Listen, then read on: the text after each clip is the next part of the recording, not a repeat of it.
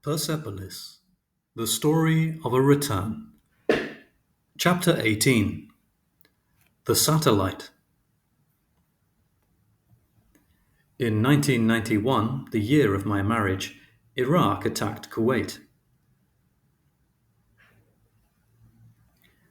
Serves them right. They supported that bastard Saddam Hussein for 8 years against us. They should reap what they sowed.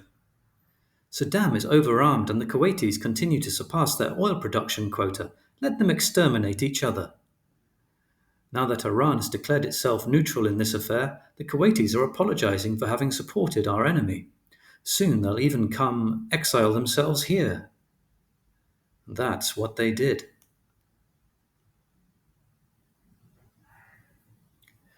The Kuwaiti immigrants were easy to identify. They had very modern cars, in contrast to Iranians, economically destroyed after the long years of war. My only contact with them was one summer day in the street. How much? How much? Fuck you, you son of a bitch! When I recounted this misadventure to an uncle who knew Kuwait well, he told me, there, as in all Arab countries, women are so lacking in rights that for a Kuwaiti, a girl who walks outside while drinking a Coke can't be anything but a prostitute.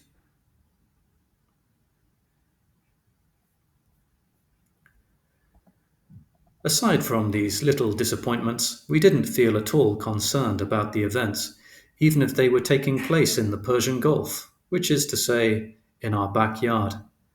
Margie, come see. This war has unleashed a panic in European countries. People are filling their shopping carts. It's like a madhouse in Western supermarkets. Here are some accounts. I lived through the Second World War. It was horrible. We have two babies. We have to stock up on powdered milk and diapers. There are going to be attacks. They'll counterattack. They'll come after us on our own territory.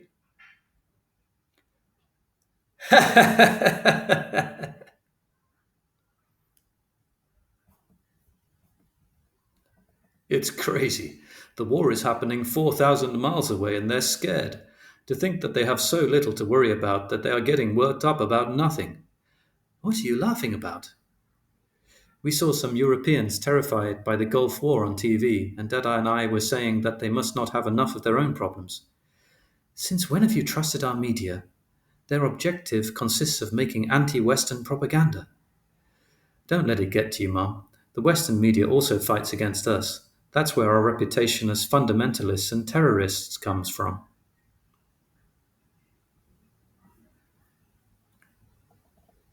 You're right. Between one's fanaticism and the other's disdain, it's hard to know which side to choose. Personally, I hate Saddam and have no sympathy for the Kuwaitis, but I hate just as much the cynicism of the allies who call themselves liberators while they're there for the oil.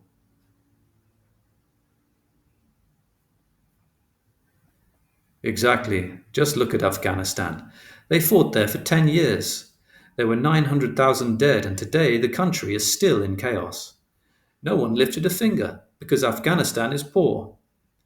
The worst is that the intervention in Kuwait is done in the name of human rights. Which rights? Which humans?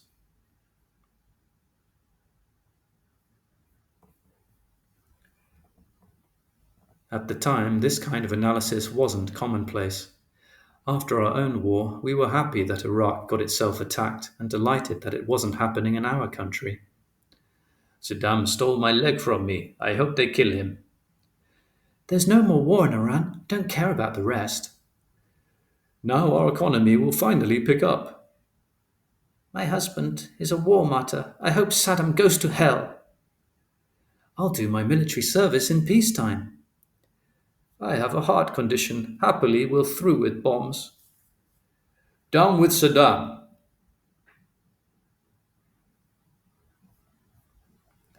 We were finally able to sleep peacefully without fear of missiles. We no longer needed to line up with our food ration coupons.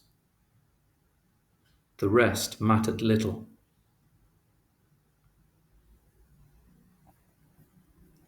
And then there wasn't any more opposition. The protesters had been executed or had fled the country any way possible.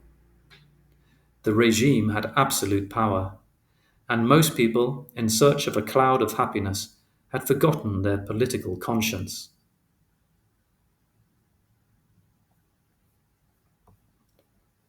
I wasn't any different from them, aside from the time I spent with my parents. I lived from day to day without asking myself any questions. Nevertheless, in January 1992, a big event occurred. That was Faribor's on the telephone. He just installed a satellite antenna at his house. Come on, hurry up, let's go. The satellite antenna was synonymous with the opening up of the rest of the world. We could finally experience a view different from the one dictated by our government. Look at this one. He's so impatient that he didn't even say hello. Where is this antenna? Here it is.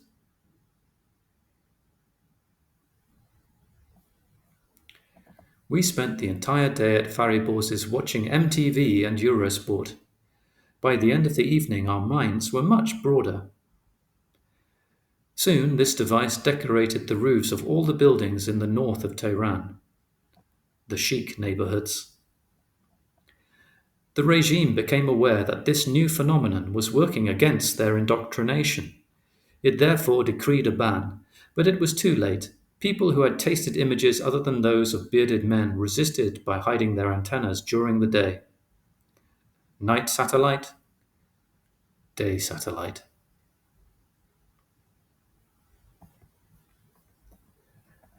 My parents procured one for themselves too. From then on, I spent whole days and nights at their house watching it. The program didn't matter. From the moment there were beautiful people, I was happy. One night, "Hi, are you still here? Where's your mother?" "With her friends." "That bastard, he escaped unscathed again." "Listen, we need to talk." Wait, they're going to arrest him." "No, we're going to talk first." "But what's got into you?" "This morning when I left for work, you were on the sofa. I come home 12 hours later and you are still in the same place. What's going on? Is it your marriage that's making you depressed? I don't recognize you anymore. You were always curious, you read, you were interested in everything. You were always ahead of your years. Now I'm a married woman. I'm 22. I'm an adult." "Anyone can be 22 and be married. It doesn't require an exceptional intellectual effort. You would be better off thinking about getting your diploma. It's in less than a year." "If that's how it is, I'm getting out of here." "Goodbye then."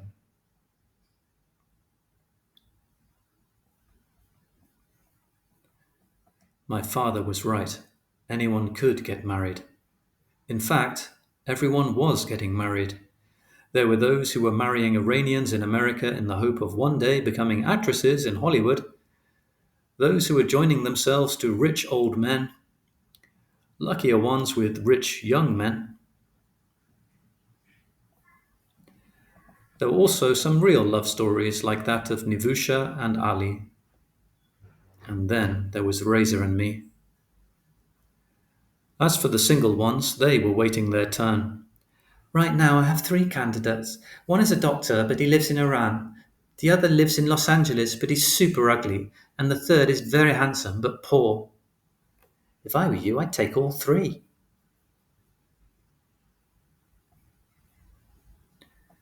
My father was so right that the next day I apologized to him. "Dad, do you still want to talk to me? What do you think?" "I didn't mean to hurt you. I just wanted to shake you a little." "I know, Dad. I reacted violently because you hit a nerve." Then he rushed into the library and came back with three books. "Here, read these. There's The Secrets of the CIA, Freemasonry in Iran, and The Memoirs of Mossadegh." "Oh, great, cool." Iranian Prime Minister. He nationalized the oil industry in 1951. To catch up, I read all of them in 10 days. Despite my assumptions, I found them really interesting.